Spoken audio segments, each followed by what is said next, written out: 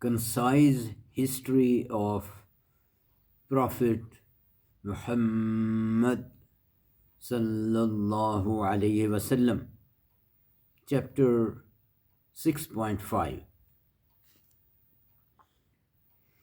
After arrival in Medina, the Prophet sallallahu alaihi wasallam took three extraordinary steps which revolutionized and changed the history of mankind. First task: construction of masajid. The Prophet sallallahu alaihi wasallam initially ignored his own household needs and constructed two masajid, Masjid Quba and Masjid Nabawi, within 2 weeks. Allah said about both these masajid that their foundation was laid on piety. The Prophet ﷺ took part in the construction as an ordinary laborer. The walls were made of unbaked bricks and mud. The pillars were of date palm and the roof had leaves and branches of date palm. The floor consisted of sand and tiny pebbles. In the beginning, Masjid Nabawi had 3 doors only, and the direction of praying was towards Masjid Aqsa. Then a few simple huts were built near Masjid Nabawi, and the Prophet ﷺ moved into these huts from Ayub Ansari's home. This is in Bukhari. Due to the simplicity of these houses, Quran has also mentioned these as huts. Quran has even called this chapter of Quran as huts to bring about the significance of these huts. Both those masajid were founded on piety. Hence, since both these masajid were founded on piety, it shows the sacredness of these masajid and also the sincerity, cooperation, and Islamic spirit of the companions of the Prophet ﷺ. The Prophet knew that a masjid is not merely for offering prayers. Muslims meet in the masjid and foster love bonds between them. It is to impart teaching, learning activities, and acts as a university. It is a meeting hall for mutual consultation for important affairs. It is also an administrative center to run the affairs of new tiny Islamic state. Soon after the migration of the Prophet ﷺ, 5 times a day azan was made in the masjid. Azan loudly declared that Allah is the greatest and the Prophet is the Prophet of Allah. In this way, the Prophet's name was also, Prophet Muhammad's name was also mentioned along with the name of Allah. And Allah raised the fame of His most obedient servant. How azan process started. Abdullah bin Zayd heard the wording of azan in a dream, and the Prophet ﷺ testified the truth of his dream. Hence, with the testimony of the Prophet ﷺ, azan became a part of Islamic practice. The Prophet ﷺ said to Bilal, "You call the azan since you have the loudest voice." Hence, Abdullah bin Zayd was feeding the wording to Bilal, and Bilal was making the first azan. Umar radiallahu anhu came running and said, "I heard same wording in the dream." This is in Tirmidhi and Musnad Ahmad. Hence, Masjid Nabi was the center of religious, cultural, social, educational, and political activities. It was also a seat of learning for new young immigrants who wished to devote themselves for teaching and learning activities. They were provided a shaded place called Sufa at the back of the masjid for this purpose.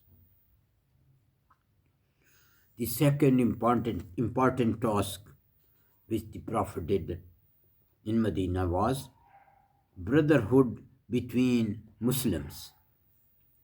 The immigrants came to Medina empty handed. Their number was increasing day by day. In order to solve the complicated problem of this new society, the Prophet ﷺ took a step which has no match in history, no match in the history of mankind. He made every immigrant a brother of an Ansar, so much so that he had even the inheritance rights. However, this law of inheritance was cancelled after Battle of Badr, as mentioned in Surah Al-Anfal, verse 75. وَأُولُو الْأَرْحَامِ بَعْضُهُمْ أَوْلَى بِبَعْضٍ فِي كِتَابِ اللَّهِ. And the blood relatives are nearer to one another regarding the inheritance in Allah's law. The example of this brotherhood is given in Bukhari. The Prophet ﷺ made Abdurrahman bin Auf and Saad bin Rabi' the brothers. Saad said to Abdurrahman, I am the richest person in Ansar. You take my half wealth. I have 2 wives. I shall divorce the one you like, since there was no instruction about the hijab yet. After her waiting period, you can marry her. Abdurrahman said, May Allah increase His blessing for your family and wealth. Please show me the way to the market. When Abdurrahman returned from the market, he had some butter and cheese with him. He daily went to the market for trading. One day, Prophet ﷺ saw some yellow color on his clothes. The Prophet asked, What is this? He said, I got married. The Prophet ﷺ asked, How much mahar or gift you gave to your wife? He said, Gold equal to the seed of a date. Brotherhood was such a balanced and revolutionary thinking that it solved the intricate problems. It solved the intricate problems of this new society. And everybody stood on his own feet in a short time. It is generally understood that the Prophet ﷺ made this brotherhood at the beginning of the immigration to Medina only, which is not true. For example, we note that Ja'far bin Talib radhiyallahu anhu came to Medina in 7th Hijrah, 7 AH, and the Prophet made him brother to Mu'az bin Jabal radhiyallahu anhu. Similarly, Muawiyah bin Abu Sufyan embraced Islam after the conquest of Makkah, and the Prophet made him brother to Hidad bin Sahmi. Hence, Prophet ﷺ made this brotherhood between the immigrants and Ansar throughout his life. We have forgotten this sunnah. We must survive this sunnah in every place and time. The Prophet ﷺ made about 100 brotherhoods bonds according to the nature and disposition of the person. For example, a businessman with a businessman, as Abdurrahman bin Auf and Saad bin Rabi'. Sulaiman Mansoor Puri has given a list of a few of these sacred brotherhoods in his book Rahmatul Lil Alameen. The third task of Prophet Muhammad ﷺ in Medina, called Medina Treaty. When the Prophet ﷺ came to Medina, there were Muslims, Jews, and idolaters.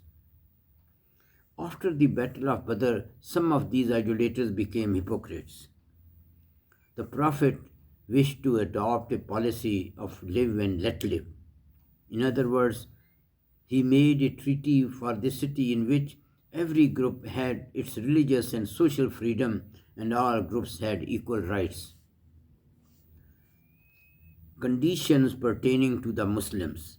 Conditions of this treaty pertaining to the Muslim. Number one, all Muslims are ummah or nation. Every Muslim tribe will, number two, every Muslim tribe will be responsible for its prisoners, slaves, the poor, and blood money, and they will solve their problems on their own according to their laws. Number three, all Muslims will unite against a criminal event, even if it happens to be from them. All Muslims will unite against a criminal, even if he happens to be from them. This condition was similar to Hilful Fadul mentioned earlier. Number four, every Muslim has the right to give protection to another person. Number two, the conditions pertaining to Jews. All Jews are a ummah. Every Jew tribe will be responsible for its prisoners, slaves, the poor, the blood money, and they will solve their problems on their own according to their laws. Number three, if someone violates the terms of this treaty, then Muslims and Jews will join hands to fight against him, and the Muslims and Jews will bear the cost of it. Number four, no Jew will leave Medina without permission. Number five, if a Jew intends to embrace Islam, no injustice or cruelty will be inflicted upon him. Number three, the condition pertaining to idolaters, mushrikeen. No idolater will give refuge to an idolater from Quraysh or his helpers regarding their life, property, or wealth. In other words, idolaters were not allowed to take side with others. Number four, general conditions of Medina Treaty.